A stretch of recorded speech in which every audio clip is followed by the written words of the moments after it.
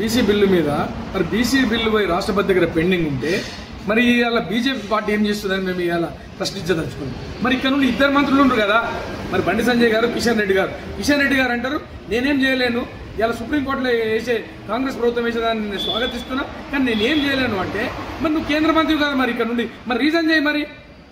మరి మీ రాష్ట్రపతి దగ్గర మరి రాష్ట్రపతి దగ్గర ఉంది కదా, మరి దాన్ని ఆమోదింపే అధికారం మీకుంది, బీజేపీ పార్టీకి ఉంది. ఆయన బీజేపీ పార్టీ ఎక్కడ పట్టించుకుంటలేదు.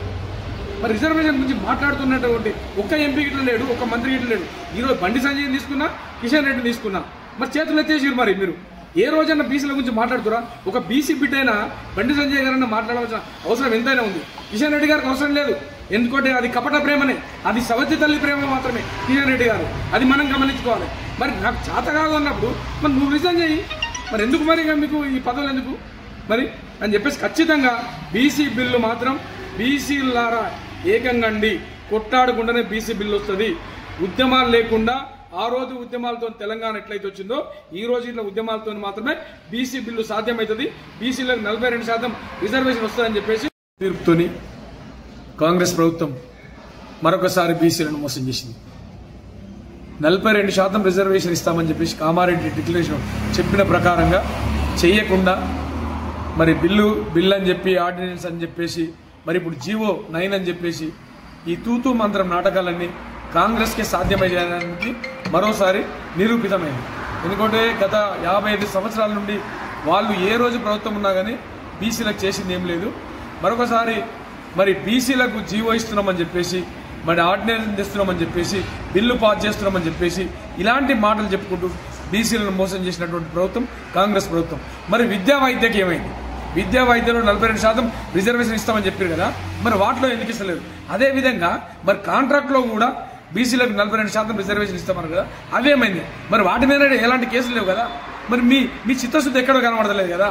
మరి అదేవిధంగా బీజేపీ ఇట్లా మరి కాంగ్రెస్ మాకు ఎంత దూరము, బీజేపీ ఇట్లా అంతే దూరం. బీజేపీ ఇట్లా మరి బిల్లు తీసుకుపోయి కేంద్ర ప్రభుత్వంలో పెడితే ఇంతవరకు కనీసం బిల్లు మీద మాట్లాడిన నాదుడే లేడు, ఏ ఎంపీ కూడా. మరి అదేవిధంగా పార్లమెంట్లో పెండింగ్ ఉన్నటువంటి బిల్లును కనీసం చూసిన దాఖలాలు ఇట్లా బీజేపీ ప్రభుత్వానికి లేదు. కాబట్టి బీజేపీ కాంగ్రెస్ ప్రభుత్వాలు ఈ రెండు ప్రభుత్వాలు బీసీలను మోసం చేస్తున్నాయి అనే దాంట్లో ఎలాంటి సందేహం లేదు. ఖచ్చితంగా బీసీలు కొట్లాడుకొని తెచ్చుకోవాల్సిందే తప్ప ఈ ప్రభుత్వాల మీద నమ్మకం పోయింది మాకు. ఇప్పుడు ఒక విధంగా సరే హైకోర్టులో ఫెయిల్ అయితే ఇవాళ సుప్రీంకోర్టులో చేస్తుంటారు. మీరు సుప్రీంకోర్టులో ఇట్లా మళ్ళీ మీ వర్గాలతోనే మా మీద దాడి చేపిస్తారు, మా మీద ప్రతివాదులు వస్తున్నారు, మా మీద రిట్లు ఫైల్ చేస్తున్నారు. మరి ఈరోజు బీసీల మీద ఇటుకెళ్ళి బిల్లు పాస్ చేసుకుంటూ ఇంకో దగ్గరికి మీ వర్గీయులతోనే కేసులు వేపిస్తున్న దాఖలాలు ఇట్లా బీసీ సంఘాలు, బీసీ నాయకులు గమనిస్తున్న సంగతి గిట్లా మీరు మర్చిపోవద్దు.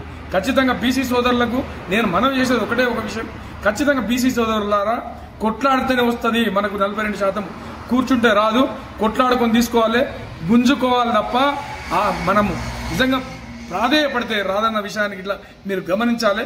ఈరోజు రాబోయే ఎలక్షన్లలో ఖచ్చితంగా ఓసీ సీట్లల్లో, అగ్రవర్ణాల సీట్లల్లో బీసీలు పోటీ చేసి గెలిస్తేనే మన సత్తా ఏందో తెలుస్తుందని చెప్పేసి ఈ సందర్భంగా తెలియజేసుకుంటాం.